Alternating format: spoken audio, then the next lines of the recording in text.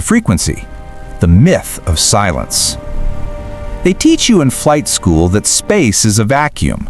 They tell you that sound needs a medium to travel: air, water, metal. So if you scream in space, nobody hears you.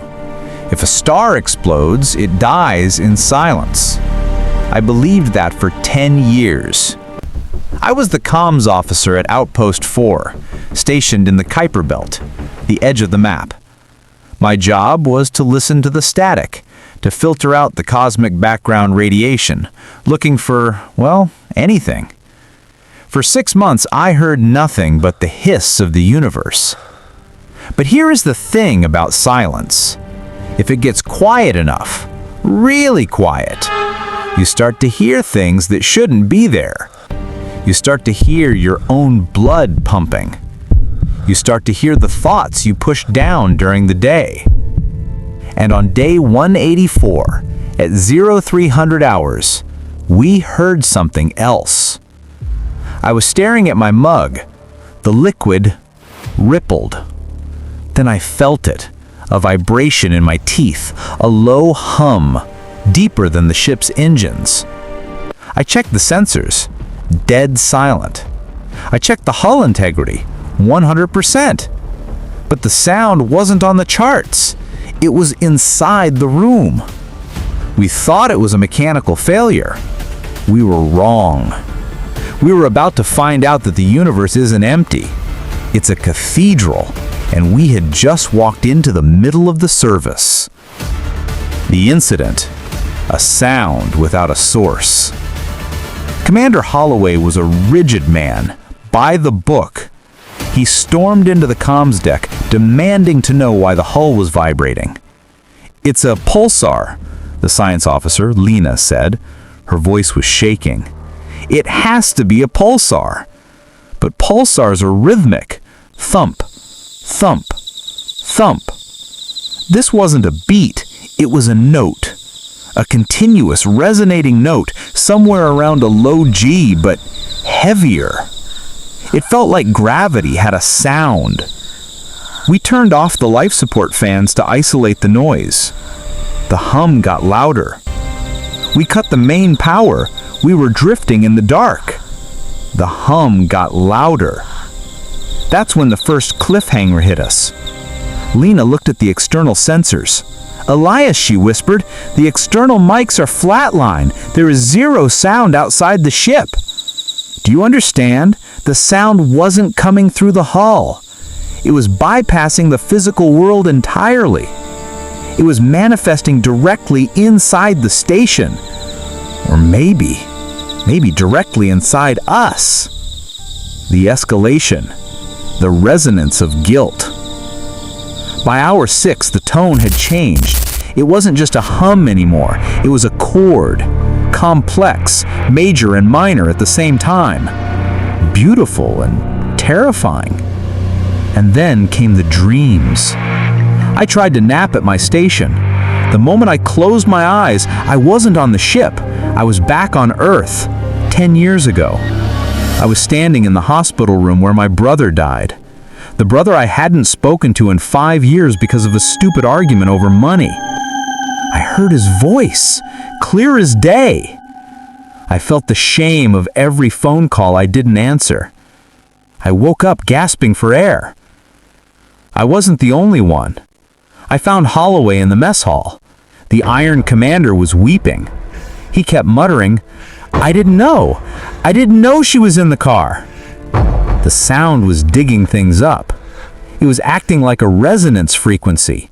You know how an opera singer can shatter a glass if they hit the right pitch? Well, human guilt has a pitch too. And this sound, it was matching our frequency perfectly. The hull wasn't breaching. We were. The horror.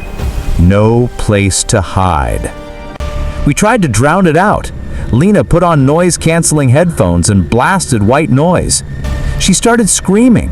She said the music was coming from under the white noise. She tore the headphones off.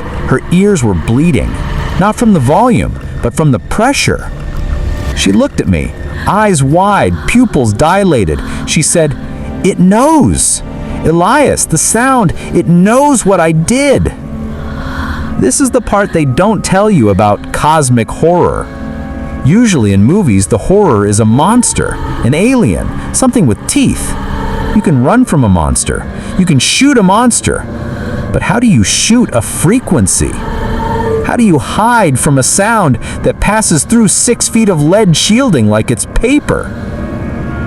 The commander snapped at 900 hours. He couldn't handle the noise of his own conscience anymore. He grabbed a kinetic pistol. He marched to the airlock.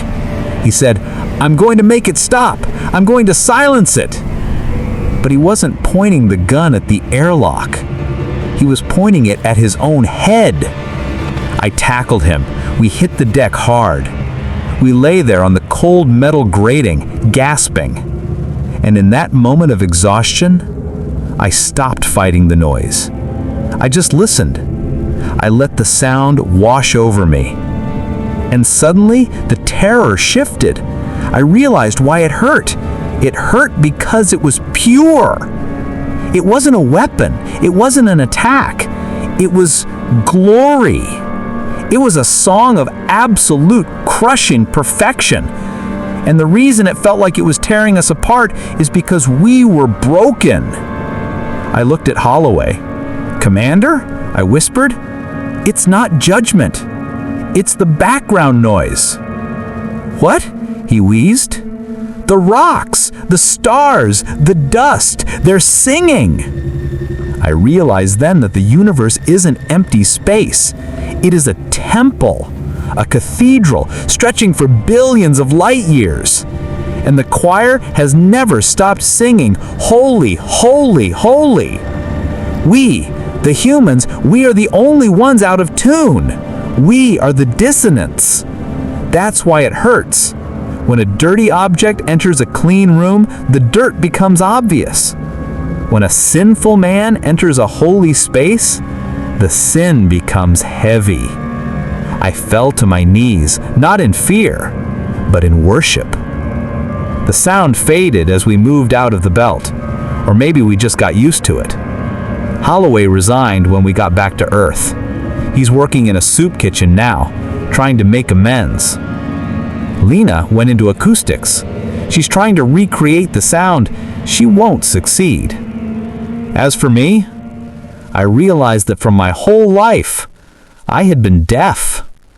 We fill our lives with noise, podcasts, music, traffic, arguments. We are terrified of silence, because in the silence, we might hear the background hum. We might hear the frequency of God. And if we hear it, we have to face what we are. My question for you is simple. When was the last time you turned everything off? When was the last time you were brave enough to sit in the silence until it started to hurt? Don't run from the frequency. Let it break you. Because once it breaks you, it can finally put you back in tune. Subscribe. Find the signal.